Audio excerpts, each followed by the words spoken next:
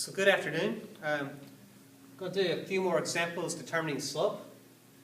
This equation is y equals 4. So notice that it is solved for y. So I have this y equals mx plus b concept.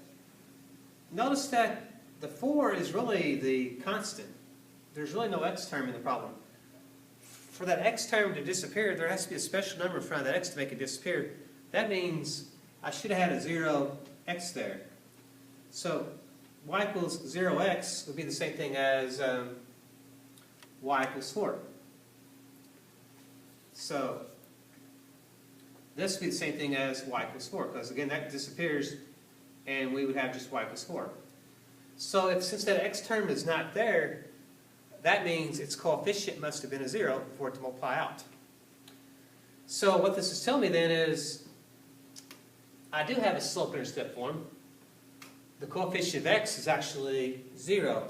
So the slope of this line is equal to 0.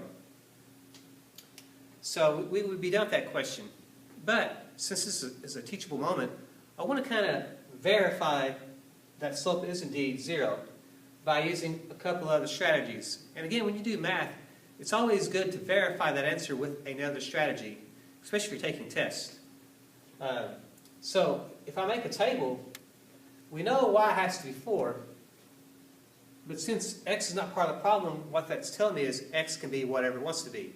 I'm going to choose 0 for x. So 0, 4 would be located at that spot.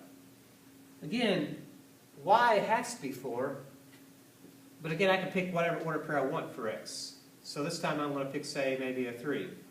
So 3, 4, 1, 2, 3, up 4. Puts me about here. Okay. So I found two solutions, and I can go ahead and sketch a graph here.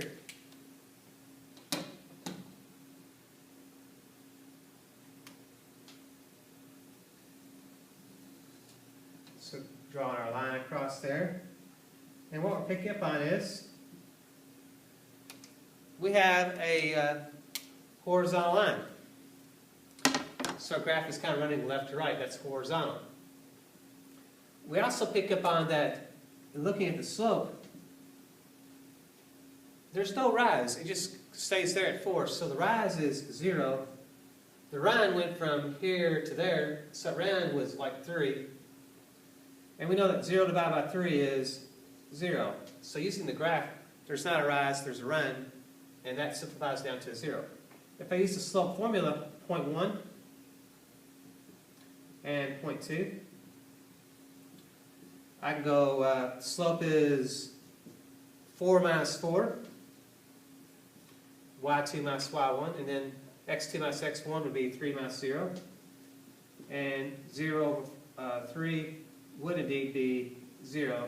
So both of those are confirming that indeed my slope is 0. So notice how this does have a slope-intercept form.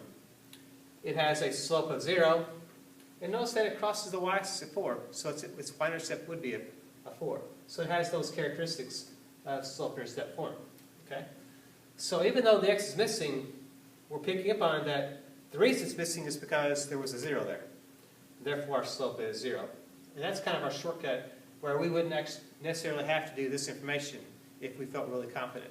Okay? So let's see what else we have in store for us. Stay tuned.